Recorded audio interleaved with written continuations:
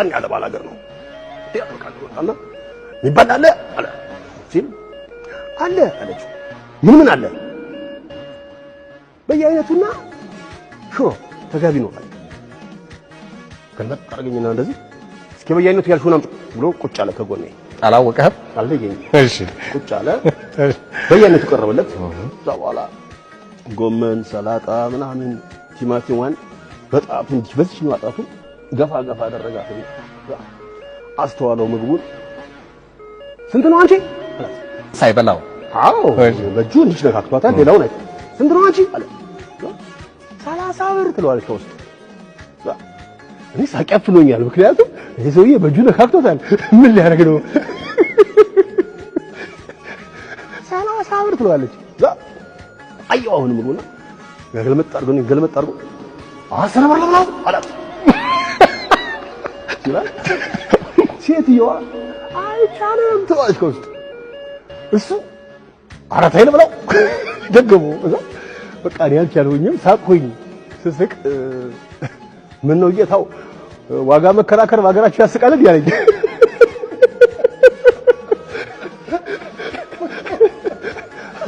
አይ ባስቅም ግን ወጥ ተደርጎ መጥቶ እንጀራው ላይ እንዴት ነው አንተ ዋጋ የምትጠይቀው ከዚህ ሰው እና እኔ አርገሻም ጭብያታለሁ ነው ብቻ ተመጣው ብሩቅ ናለኝ ከዛ ግድ የለም ብላው አንተ ችግር የለም ብላው እኔ ከፍላለሁ አልኩት ብለው ቆጠራልና ወታው ቀኝ አለኝ ምን ገጠኝ ይሄም ሌላ ጥያቄ ትፈልጋብኝ አልኩ ግድ የለም ወንድምህ ነኝ ያንተው ነኝ የራስህ ሰው ብላ ማነሽ እባክሽን የሚጠጣ ማምጭለት አልኳት ዛቁጭ አለ በላ የሚጠጣም ቀረበለት ዛ ቀርቦ በላና ከንፈሩ እንድች አድርጎ እኔ አይደለም ያመሰገነው ምን የተባረከ ቀን ነው እናንተ በቃ ምን የተባረከ ቀን ነው አለና ብድግ አለ እጁን ታጠበ አውቀው ነው አለችው ሴትዮዋ አራራውቄው አላት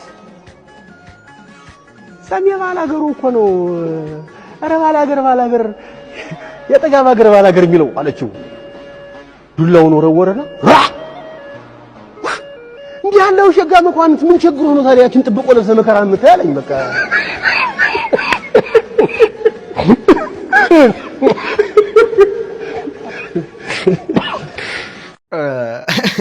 እግዚአብሔርን በጣም ነው የሚያስቀው በዛ ላይ ደግሞ አስተማሪ ነው እንዴት እንዳስተማረኝ ለያችሁ አሁን ለምሳሌ ወደ ክፍለ ሀገር ስትሄዱ የሰዎቹ የሞራላቸው ልዕልና አንደኛ እኔ ከፍልልሃለሁ ሲለው እሱ የታውቀኸኝ ብሎ ኮስተር ማለቱ ማንነህ የምትከፍልልኝ ማንነቱን ማወቅ ይፈልጋል የሚከፍልለትን ሰው ይሆነ ዝም ብሎ የተመጽዋችነት ስነልቦና የለም በክፍለ ሀገር ማለት ነው ገበሬ ላይ በተለይ ገበሬዎች ላይ የተመጽዋችነት ስነልቦና የለም እና በራሳቸው ጥረት አርሰው አደፍርሰው የሚበሉ የሚጠጡ ናቸው በዛ ላይ ሀቅ ይወዳሉ የራሳቸው ያልሆነ ነገር ብዙ ጊዜ አይናፍቁም ማየታችሁ ከሆነ እንደዚህ ስጦታዎች ለድሃዎች ለደካማዎች ስጦታ ሲሰጡ የሆነ ያህል ይወስዱና በቃኝ ይሄ ይበቃኛል ከዚህ በላይ አልቀበልም ሁሉ ይላሉ አያግበሰብሱ ይሄ የኔ አይደለም ይሄ የኔ ድርሻ አይደለም የሚሉ አይነት ናቸው ቸግሯቸው እንኳን ሲሰጧቸው ማለት ነውና የሞራላቸውን ልዕልና ነው እዚህ ጋር የታዘብኩት ሁለተኛ ጠንቃቃነታቸው ከዋጋ አሁን ለምሳሌ ብዙ ጊዜ የሆነ ሆቴል ሄደን እኛ ዘመናዊ ነን የምንለው ሰዎች ሆቴል እንገባና ሜኑ አይተን ወይም ሜኑ አንዳንዴ አይቀርምና ሜኑ እንኳን ሳይኖር ዋጋ መጠየቅ ለምሳሌ ሽሮ የሆነ ሆቴል ሄዳችሁ እናንተ ወይ ሽሮ ወይ ጥብስ የሆነ ነገር ልትበሉ ሜኑ ባይኖር ዋጋውን አትጠይቁም ዝም ብላችሁ ሽሮ ወይ ጥብስ ብላችሁ ታዛላችሁ ይመጣል ምግቡ ትበላላችሁ ከበላችሁ በኋላ ቢሉ ሲመጣ እንዴ ይሄን ያህል ነው እንዴ ምናምን ብላችሁ ትደነግጣላችሁ ወይም ደግሞ ኪሳችሁን የሚያራቁት ሊሆን ይችላል ዋጋው ግን አስቀድሞ መጠየቅ በጣም ነውር አይደለም ዋጋው ስንት ነው ሽሮ ሜኑ የላችሁም ሽሮ ስንት ነው እዚህ ቤት ብሎ መጠየቅና አቅምና ማክሎ ማዘዝ ያስፈልጋልና እንዲህ እንኳን አናደርግምኛ እንግዲህ ጠይቀን እንኳን ዝም ብለን ነው የምናዘው ከዛ በኋላ ኮምፕሌን እንኳን የምናደርገው በልተን ጨርሰን ከፈሉ ስንባል እንግዲህ እሱ የሰራውን ስህተት ግን ያው በጣም የሚያዝናናው ፓርት እሱም ከቀረበው በኋላ ክርክር መጀመሩ የሚያስቅ ፓርት ነው ድንቅ ገጠመኝ ነውና ዘና እንዳላችሁበት ተስፋ አደርጋለሁ አንዱ ምን አለኝ ደቦት እንስራ ሆያ በላው የሚለው ዘፈን ያለ አይደል አዎ ኧረ እባክህ በስፖርት እንስራ በሚለው ቀይረው ሰው በጣም ነው የሚጫወተው እኮ ኧረ ስፖርት እንስራ በሚለው ቀይረው አለኝ እና በጣም ዘና ነው የሚያደርጉኝ። በጣም ይገርማል። አንዱ ደግሞ ምን አለኝ፣ ምን ሰጠሽ ብለህ የሰው ዳሌ ስትከተል ወደ አንተ ዳይቨርት አደረገችው እንዴ? እከታተላለሁ ማለት ነው። ዘና ነው የሚያደርጉኝ። እኔ መሳቅ መጫወት ደግሞ ይገርማል። አንተ ላይ በሚሰጡ አስተያየቶች አሁን አንዳንዱ የሚሸማቀቅ ምናምን ይመስለዋል፣ ግን በጭራሽ እኔ በጣም ነው የሚያዝናናው። የአርቲስት ቆዳ እኮ ትንሽ ወፈር ያለ ነው ይባላል። ኧረ በጣም ነው የሚያዝናናው። አዎ እንዴ በጣም ዝናና ዘነዘና ከባድ ነው። አንድ ጊዜ ደግሞ ምን ገጠመኝ፣ እዚህ ወደ ወልዲያ ስራ ልሰራ ሄጄ እዛ ሰውየው ባዛር ነው ግን እንትን ዘዋል፣ ይሄ ሙስሊም ናቸው፣ ጫት ዘዋል እና በጣም ይገርመኝ ነው። ዝናቡ ነው የሚለው የኔ ዘፈን ታስታውሽ ከሆነ ምን ሰጠሽ የሚለው ዘፈኔ ዝናቡ ነው ርሱ ዝናቡ ነው የሚለው ዝናቡ ነው የሚለው ርሱ። ካሜራማኑ ዳሌ ሲከተል ነው ምን ሰጠሽ ያለው ሰው እንጂ ዝናቡን ነው የሚለው። ዝናቡን ማለት የጎጃም እስክስታ አይነት ነው። ዝናብ ምት ይባላል። ይሄ ምን ቀጠቀጠው አንተ ዘበየ ነው ጣፍኩትና ዝናቡ አባ ዝናብ ልዘፍን የመጣ አሉኝ ሲሉኝ፣ አዎ ጋሻ አልኳቸው። ትዘፍናለህ እስኪ ያለው ትዘፍናለህ። ግን ልክ የኔ ተራ ደርሶ ገብቼ ገና ማርዘናበ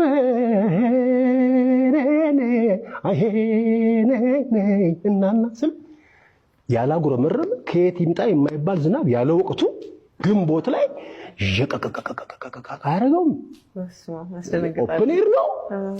ሰውየውን ምን ታይቷቸው ነው ሊዘፈን ዝናቡ እኮ ሊዘፈን። ከዛ ልክ መጨረሻ ዘፈኑ ተቋረጠ። መሳሪያው እንዳይቃጠል ይሰብሰብ ተባለ። ተሰረዘ ፕሮግራሙ ማለት የእውነት ግን አዎ ተሰረዘ። እና ስወጣ አገኘኋቸው። አሁን ስም ተቀይሯል እርጥቡ ብያለሁ ተቃጥለን ነበር አሉ። ለካ ዝናብ በጣም ናፍቋቸው ነበር። እዚህ ላይ በጣም የሚገርመው ገበሬ ዝናብ መቼ እንደሚዘንብ፣ የትኛው ነፋስ ከወዴት አቅጣጫ የሚነፍሰው ነፋስ ምን አይነት ዝናብ ይዞ እንደሚመጣ በጣም ለይተው ያውቁታል። ደረቁን ነፋስ ከእርጥቡ ነፋስ ይለዩታል። ደመና ይዞ የሚመጣውን ነፋስ ያውቁታል። ደመና የሚያባረውን ነፋስ ያውቁታል። እና እንግዲህ ለዚህ ፕሮግራም ሄዶ ነው አንተ አትዘፍንም ያለው። ዝናብ እንደሚመጣ ያውቅ ነበር ሰውየው ማለት ነው። ስለዚህ ሰውየው አንደኛ ደግ ሆኖ ተገልጾለትም ሊሆን ይችላል፣ አንዳንዱ ሰው ሊገምት ይችላል። ነገር ግን እኔ የገበሬ ልጅ ስለሆንኩኝ ዝናብ ያዘለ ደመና ሲሆን ያውቁታል፣ ወይም ነፋሱ ዝናብ ይዞ ሲመጣ ይታወቃል። ስለዚህ አይ አሁን ይዘንባል ዛሬ ይባላል። ኢቭን በዚህ 3 ቀን ውስጥ ይዘንባል፣ ዛሬ ከሰዓት ይዘንባል፣ 10 ሰዓት አካባቢ ይዘንባል፣ 12 ሰዓት ሰዓቱን ሁሉ ለይተው 11 ሰዓት አካባቢ ይዘንባል ምናምን ሊሉ ይችላሉ። ይሄ ሁሉ ምንድነው? ስኪል አላቸው፣ እውቀት አላቸው። እሱን እውቀታቸውን ይጠቀማሉ። በጣም ኤክስፒሪየንስ አላቸው። ከአባቶቻቸው ከአባት ወደ ልጅ እየተላለፈ የመጣ እውቀቶችና ግንዛቤዎች አሉ። ዝናብ መቼ እንደሚዘንብ ምናምን። ኢቭን ዝናብ ሳይዘንብ ይታረሳል እርሻ አይደለ? የበልግ እርሻ እኮ ዝናብ ሳይዘንብ ይታረሳል። ዝናብ ገና ይዘንባል ተብሎ ማለት በደረቁ ይታረሳል። ሲሳርስ ውለው ሌሊት ዝናቡ ጥሎ ያድራል ማለት ዘንቦ ያድራል፣ አዝመራ ይሆናል ማለት ነው። እና ይሄን ኤክስፒሪየንስ ነው እዚህ ያየሁት። እስኪ ደግሞ ስለ ከእናቱ ጋር ያለውን ፍቅርና ከእናቱ ጋር ያለውን አታችመንት እስኪ እኔ ሰሜም ደግሞ በቀን 2 እናቱ ጋር ሳይደውል አያድርም አሉ ውስጥ አዋቂዎችም። ምን ያህል እውነት ነው? ማን ነገርሽ? እኛ እኮ እናጣለን፣ ደውላለን፣ ቼክ እናደርጋለን። የእናቴ ነገር አይሆንልኝም፣ እሷም የኔ ነገር አይሆንላትም። ጠዋት ከእንቅልፌ ስነሳ የመጀመሪያ ስራዬ ፈጣሪና መስገኘ ስልኬን መነካው እናቴ ጋር ነው። ሳለም ጋር እናት አለም እምዬ ነው የምላት። እናት አለም እላታለሁ። አቤት ልጅ አለም ትለኛለች።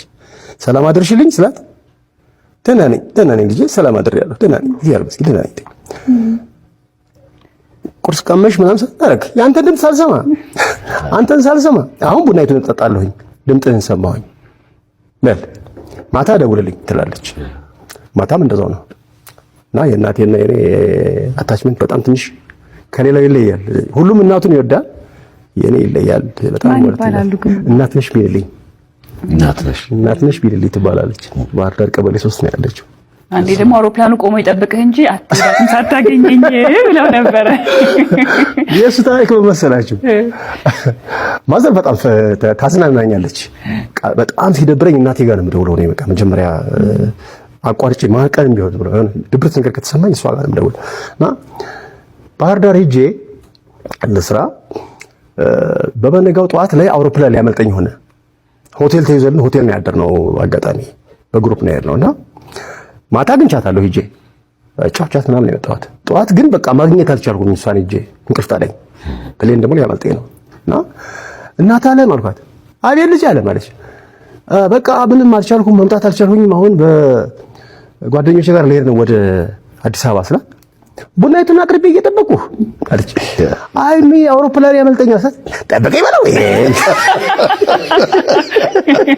የታባቱ ደግሞ እናት አለም ደግሞ ስሟ ራሷ እናት ናት ከልቧ። ግን እናት አለም ስሟ ደግሞ ደስ ይላልና በጣም ለዛ አላቸው። እናቲቱ ራሱ ለዛ አላቸው፣ ተጫዋች ናቸው። እሱ ከእናቱ ጋር ያለው አታችመንት ደግሞ በጣም የሚያስገርም ነው። ለእናቶቻችን ሪስፔክት ይገባል። እውነት ለመናገር እናትን መደወል፣ ቼክ ማድረግ፣ በተለይ በስተርጅናዋ ጊዜ ማገዝ፣ ከጎኗ መሆን። ሰው የሚጠማቸው ሰዓት ነው አይደለ? ሁሉም ሰው ይወጣል፣ ልጆች ያድጋሉ፣ ይርቃሉ ከቤት ምናምንና ያኔ እናትን ማናገር፣ መደወል፣ ከጎንሽ ነኝ ማለት ሰው ነው የሚርባቸው እናቶች ታውቃላችሁ። ሁለተኛ ደግሞ እኛ ልጆች ለእናቶቻችን ሁሌ አናድግም።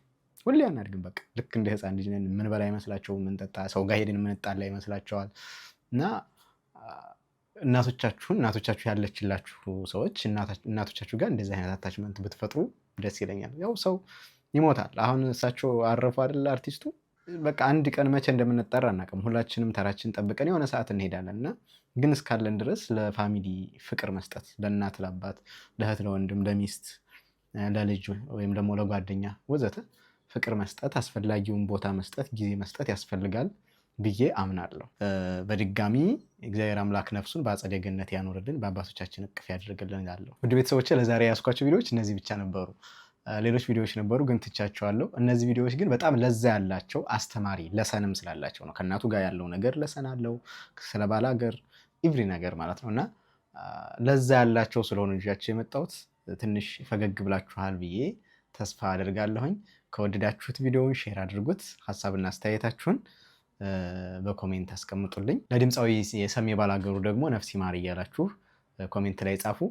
አመሰግናለሁ። በሌላ ቪዲዮ እንገናኛለን።